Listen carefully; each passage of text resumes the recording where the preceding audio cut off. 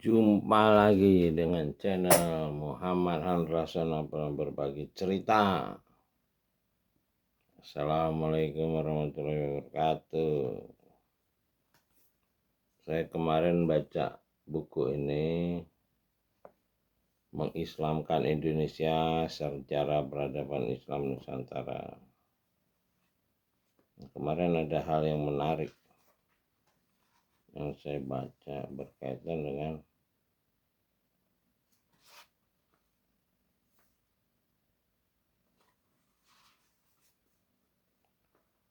halaman 105. Halaman 105. Islam sebagai perlawanan. Pada paragraf kedua, sekitar peralihan abad 18 menjadi ke-19, dua bencana yang menimpa Kesultanan Utsmani juga menjadi awal perubahan dramatis di Asia Tenggara Muslim. Pertama-tama, Utsmani menghadapi invasi Napoleon ke Mesir pada 1798. Tak sampai satu dasawarsa kemudian, Istanbul sempat kehilangan kendali atas Hijaz dan Haramain karena Mekah dan Madinah diduduki pasukan Arab yang bersatu dalam persekutuan yang dipimpin satu dinasti kepala suku dari daerah Najd di Arabia Tengah dan keturunan reformis reaksioner Muhammad bin Abdul Wahab, pelopor aliran revivalis Islam yang kemudian dikenal sebagai Wahabi.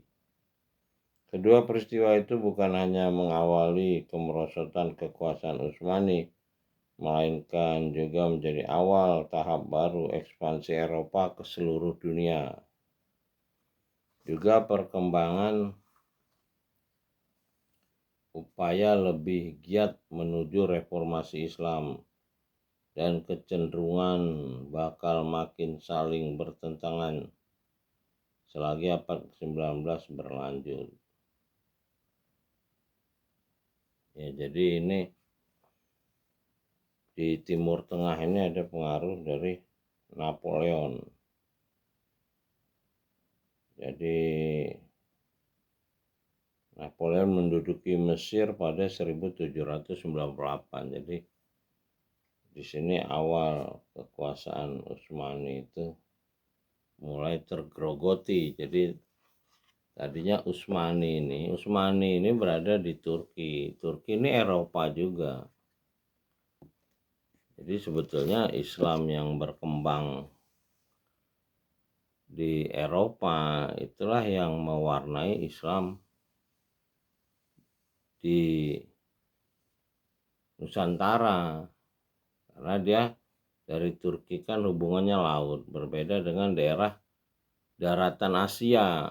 Daratan Asia itu tidak mengalami ekspansi besar dari Eropa, sehingga Islam ini ada dua versi. Yang versi Romawi, yaitu tadi Mesir, Afrika Utara itu Romawi yang dikuasai oleh Utsmani. Utsmani ini keluarga keturunan dari Abu Sofyan, orang-orang Mekah, Islam Mekah. Islam Mekah ini masuknya itu setelah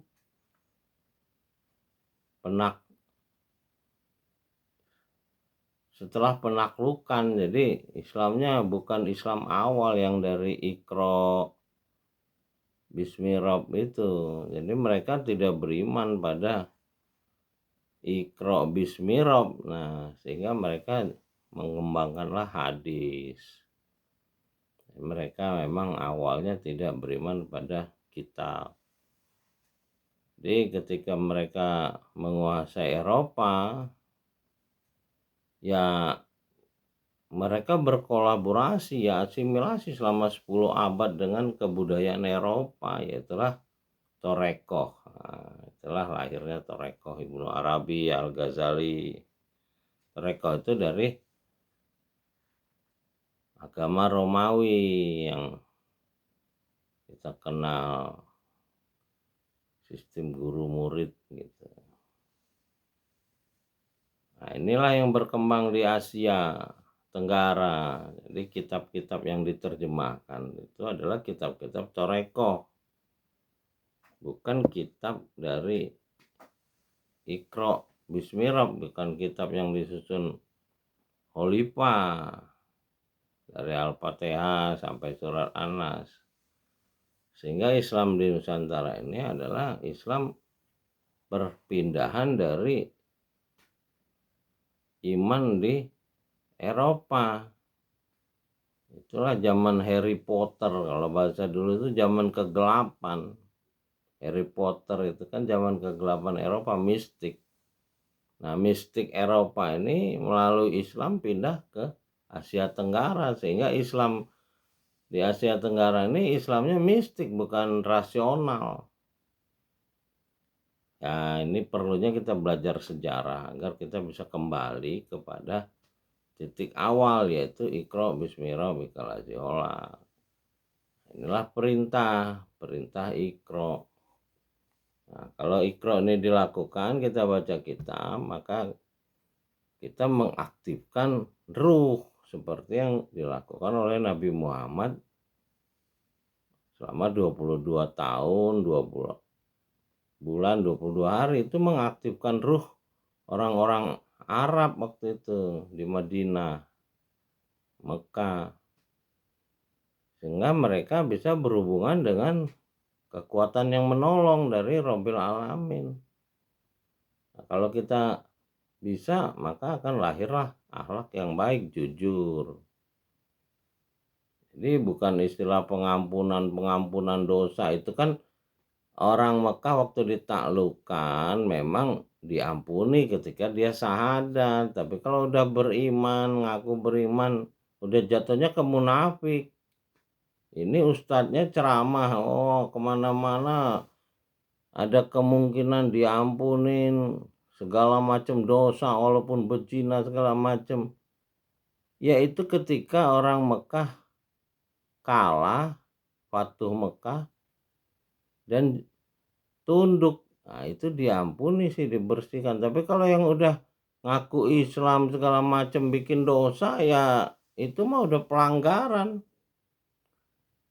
Ya ini yang penceramah ini nggak ngasih tahu sejarahnya dengan baik gitu loh. Asal ngomong yang dikembangkan oleh kelompok Mekah, itulah hadis-hadis ini. Hadis-hadis inilah yang menjadi hukum dari kelompok yang mazhab, 4 mazhab yang mirip ya 4 perjanjian di Romawi, agama Kristennya, karena memang satu versi kok.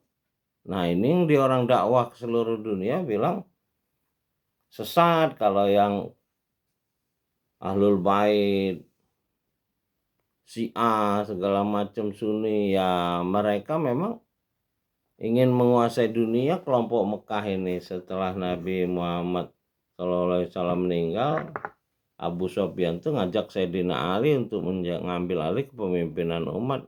Sayyidina Ali nggak mau. Akhirnya mereka jalan sendiri. Lalu Muawiyah jadi pemimpin di Eropa, Romawi, Mesir segala. Nah, inilah mereka gencar mengkampanyekan hadis aliran mereka, lalu memfitnah Ahlul Bait sebagai aliran sesat, segala nggak mencintai sahabat segala macam lah cerita itu. Yang intinya bukan Iqra itu. Ya, kalau kita Iqra kitabnya sama gitu, mau Syiah mau Sunni sama. Kitab yang udah 14 abad itu nggak ada perbedaan, mau NU Muhammadiyah. Itu untuk seluruh manusia. Itulah yang dibilang Islam jalan selamat, rahmatan lil alamin, semua selamat gitu loh. Ya mudah-mudahan makin banyak orang yang Iqra, mudah-mudahan kita diberi kekuatan menolong. Rabbi adhilni murqala sedikit wa aridni muraja sedikit wa jalim ladun kasultanan nasira. Salamun qalami rabbi rahim. Salam dari Muhammad Andrason Aplan. Berbagi cerita Menara Langit. Assalamualaikum warahmatullahi wabarakatuh.